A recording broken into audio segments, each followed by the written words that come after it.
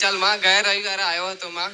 મારો અનુભવ તો એટલો બધો મોટો છે ને માં, તમે જુઓ તો ખરા માં 4 પત્તા લખ્યા છે મારી માવડી, 4 પત્તા લખ્યા છે મેં માં. હજુ 100 પત્તા લખવા માંગુ છું માં, એક બુક બનાવવા માંગુ છું માં. અમૃત બાપા સાહિત્ય જયંતિલાલ, હા માં આવી ગયા, બાજુમાં જ છે માં. ઘણી કમા તને ઘણી કમા. જયંતિલાલ હારું છે ને? ઉષિત વનસ્પરા નદી ને કંદરૂપિયા મેલડી હારું છે માં, હારું તમારા આશીર્વાદ હારું છે માં.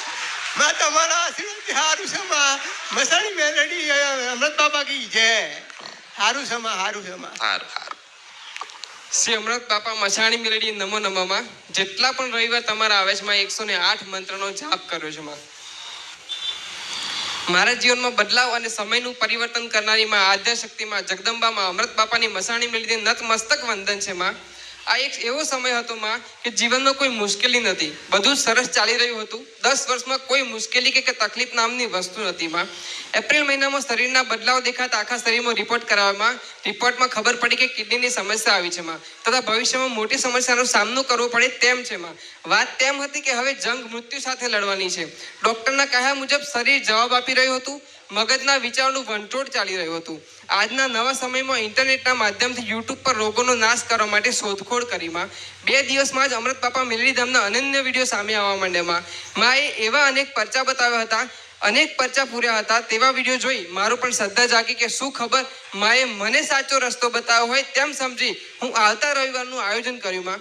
પ્રથમ રવિવારના દિવસે મોટી ખડોલ ધામ અમૃત બાપાના મેલડી ધામે પહોંચ્યો માં. સમય હતો બપોરના 1 વાગ્યાનો. બપોરનું ભોજન મારા ધામમાં ચાલી રહ્યું હતું.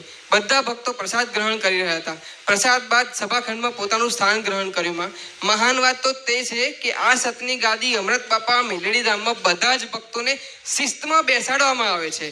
સ્વયંસેવકો દ્વારા નિયમોનું પાલન કરવામાં આવે છે. સ્વચ્છતાનું ધ્યાન રાખવામાં આવે છે. લાઈન બંધ બધાને બેસાડવામાં આવે છે. કોઈ પણ કામ અગવડ ભર્યું ના બને તેનું ધ્યાન રાખવામાં આવે છે. બધી જ વસ્તુને નિહાળ્યું માં. માની મધ્ય બપોરની આરતીનો સમય થયો માં. માની આરતી સાંભળીને શરીરના રૂવાટા ઊભા થઈ ગયા. મારી માં રૂવાટા ઊભા થઈ ગયા. એક બાજુ આંખમાંથી આંસુ અને એક બાજુ આંખ બંધ કરતા છેલ્લે બેસવા છતાં માં જોડે આવીને ઊભા રહે તેવો અનુભવ કર્યો માં. આ મારો પ્રથમ અનુભવ હતો માં. મનોમન પ્રાર્થના કરી કે આવેલા સૌના દુઃખ હરજો માં, કળિયુગમાં બધાના દુઃખ હરજો માં.